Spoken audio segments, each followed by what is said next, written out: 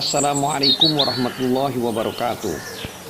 Alhamdulillahirabbil alamin wassalatu wassalamu ala asyrafil mursalin Muhammad wa ala alihi wa sahbihi ajmain. Dulur-dulur seiman yang dirahmati Allah. Hadis nomor 159.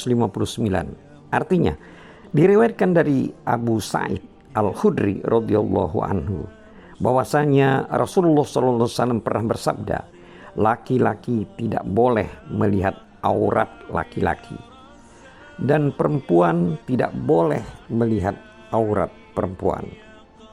Laki-laki tidak boleh telanjang dengan laki-laki lainnya dalam satu selimut, dan perempuan tidak boleh telanjang dengan perempuan lainnya dalam satu selimut.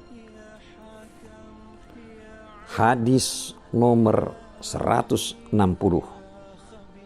Artinya diriwayatkan dari Jabir bin Abdullah bahwasanya Rasulullah SAW bersama-sama dengan orang banyak mengangkut batu untuk memperbaiki Ka'bah dengan menggunakan kain sarung.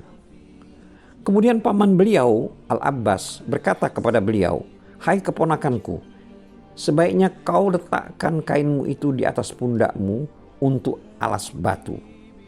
Kata Jabir, maka Rasulullah SAW meletakkan sarungnya di atas pundaknya. Kemudian beliau jatuh pingsan. Kata Jabir, sejak itu Rasulullah SAW tidak pernah terlihat telanjang lagi.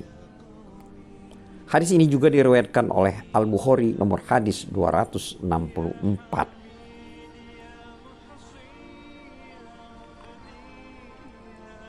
Hadis nomor 161. Artinya diriwayatkan dari Muazzah dari Aisyah radhiyallahu anha, ia berkata, saya dan Rasulullah pernah mandi bersama yang antara saya dan beliau ada satu bejana.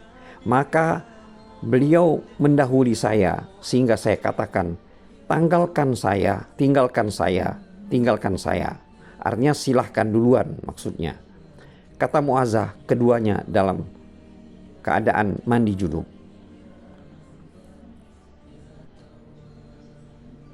Hadis ini juga diriwayatkan oleh Al-Bukhari nomor hadis 263.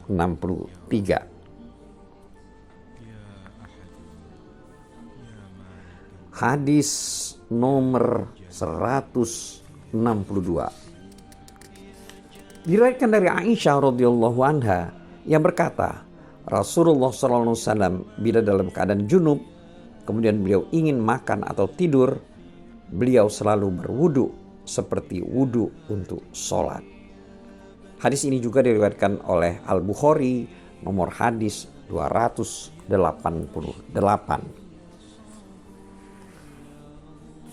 Hadis nomor 163. Artinya diriwayatkan dari Abdullah bin Abu Qais yang berkata, saya pernah bertanya kepada Aisyah radhiyallahu anha tentang witir Rasulullah SAW. Kemudian dia menyebutkan sebuah hadis. Saya bertanya, bagaimana mandi junub yang dilakukan Rasulullah? Apakah beliau mandi sebelum tidur atau tidur sebelum mandi?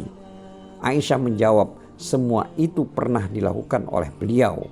Beliau pernah mandi dulu lalu tidur. Juga pernah berwudu kemudian tidur.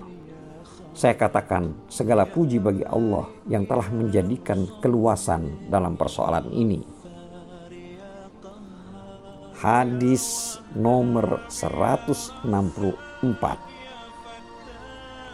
Artinya diriwayatkan dari Abu Sa'id Al-Khudri radhiyallahu anhu, ia berkata, Rasulullah SAW pernah bersabda, bila salah seorang dari kamu menyetubuhi istrinya lalu ingin mengulanginya lagi, maka hendaklah ia berwudu dahulu. Hadis nomor 165. Artinya diriwayatkan dari Aisyah radhiyallahu anha yang mengatakan, kami pernah pergi bersama Rasulullah SAW dalam beberapa perjalanan. Sehingga pada suatu ketika kami berada di Baida atau Zatul Jaisi. Kalung saya putus dan hilang. Maka Rasulullah SAW berhenti untuk mencarinya, dan orang-orang turut mencarinya.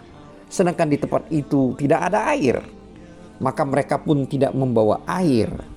Kemudian orang-orang mendatangi Abu Bakar radhiyallahu anhu, lalu mengatakan, "Tidakkah Anda perhatikan apa yang diperbuat oleh Aisyah? Dia menghentikan Rasulullah SAW dan orang banyak. Sedangkan di sini tidak ada air." Maka mereka pun tidak membawa air. Maka datanglah Abu Bakar radhiyallahu anhu. Sementara Rasulullah SAW meletakkan kepalanya di atas paha Aisyah dalam keadaan tidur. Kemudian Abu Bakar mengatakan kepada Aisyah, "Kamu telah menahan dan menghentikan Rasulullah SAW dan semua orang. Sedangkan di sini tidak ada air dan mereka tidak membawa air." Kata Aisyah, "Abu Bakar mencerca saya dan mengatakan apa saja sepuasnya, lalu menusukkan tangannya ke rusuk saya. Saya tidak bisa bergerak bebas karena Rasulullah SAW tidur dengan kepalanya di atas paha saya." Rasulullah SAW kemudian tidur hingga pagi tanpa air. Maka Allah Ta'ala menurunkan ayat tayamum dan orang-orang pun bertayamum.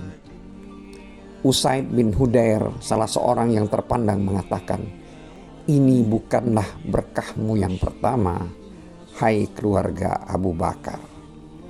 Kata Aisyah radhiyallahu anha, "Kemudian kami membangunkan onta tunggangan saya, maka saya temukan kalung tersebut ada di bawah onta itu."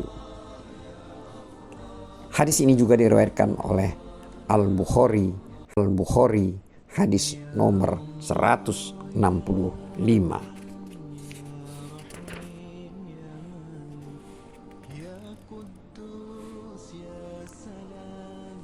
Hadis nomor 166. Artinya, diriwayatkan dari Syakik, ia berkata, "Saya pernah duduk bersama Abdullah dan Abu Musa radhiyallahu anhu." Lalu Abu Musa mengatakan, "Hai ayah Abdurrahman, bagaimana pendapat Anda bila seorang junub namun dia tidak mendapatkan air selama sebulan? Bagaimana ia melakukan sholat?" Abdullah mengatakan, "Orang tersebut tidak boleh bertayamum meskipun ia tidak mendapatkan air selama sebulan." Abu Musa mengatakan, "Bagaimana dengan ayat di surat Al-Maidah ini yang artinya, lalu tidak kamu temukan air, maka bertayamumlah dengan tanah yang suci?" Kata Abdullah, "Kalau mereka diperbolehkan menggunakan air ini, saya khawatir ketika mereka merasa dingin lalu mereka bertayamum dengan tanah." Abu Musa mengatakan kepada Abdullah, "Tidakkah kau dengar kata Ammar? Saya pernah diutus Rasulullah SAW untuk suatu keperluan, lalu saya junub dan tidak mendapatkan air. Karena itu saya berguling-guling di atas tanah seperti hewan. Kemudian saya datang kepada Nabi SAW, lalu saya tuturkan hal itu kepada beliau. Kemudian beliau bersabda, 'Sebaiknya cukup kau lakukan dengan kedua tanganmu seperti ini.' Kemudian beliau menyentuhkan kedua tangannya di tanah satu kali. Lalu beliau mengusapkan tangan kirinya pada tangan kanannya dan mengusapkan juga punggung kedua telapak tangannya dan wajahnya." Kata Abdullah, "Tidakkah kau perhatikan bahwa Umar tidak puas dan meragukan ucapan Ammar radhiyallahu anhu?" Hadis ini juga diriwayatkan oleh Al-Bukhari nomor hadis 347. Hadis nomor 167. Artinya, diriwayatkan dari Umair, hamba Ibnu Abbas radhiyallahu anhu, bahwasanya dia pernah mendengar Ibnu Abbas berkata, "Saya dan Abdullah bin Yasar, hamba Maimunah, istri Nabi SAW, pernah menghadap Rasulullah SAW, sehingga kami masuk ke tempat Abu Juhaim bin Al-Haris bin As-Sammah Al-Anshari. Maka Abdul Juhaim mengatakan, Rasulullah SAW datang dari arah sumur Jamal. Maka beliau ditemui oleh seorang laki-laki. Lalu laki-laki itu mengucapkan salam kepada beliau. Namun Rasulullah SAW tidak menjawabnya. Beliau menghadap ke dinding lalu mengusapkan wajah dan kedua tangannya dengan debu. Kemudian baru beliau menjawab salam laki-laki tersebut. Hadis ini juga diriwayatkan oleh Al-Bukhari, nomor hadis 337.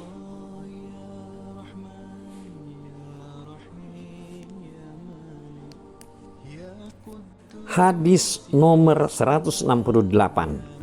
Diriwayatkan dari Abu Hurairah radhiyallahu anhu bahwasanya dia pernah bertemu Nabi sallallahu alaihi wasallam di salah satu jalan Madinah ketika Abu Hurairah sedang junub. Kemudian Abu Hurairah menghindar cepat-cepat pergi lalu mandi. Maka Nabi sallallahu alaihi wasallam mencarinya. Tatkala Abu Hurairah datang, Nabi sallallahu alaihi wasallam bertanya, "Kamu tadi dari mana, hai Abu Hurairah?" Abu Hurairah menjawab, "Ya Rasulullah, Anda bertemu saya ketika saya sedang junub, maka saya tidak ingin duduk bersama Anda sebelum saya mandi." Kemudian Rasulullah Shallallahu Alaihi Wasallam bersabda, "Subhanallah, sesungguhnya orang mukmin itu tidak najis." Hadis ini juga diriwayatkan oleh Al-Bukhari, nomor 386. Hadis nomor 169.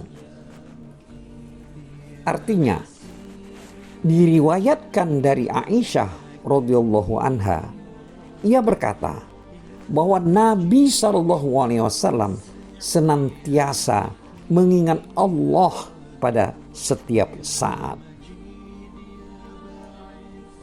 Hadis nomor 170.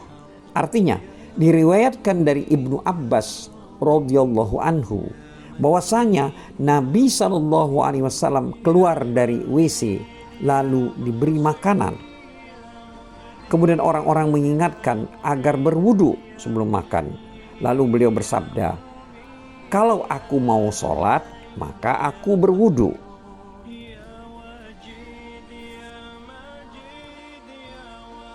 Wallahu a'lam bishawab. Wassalamualaikum warahmatullahi wabarakatuh.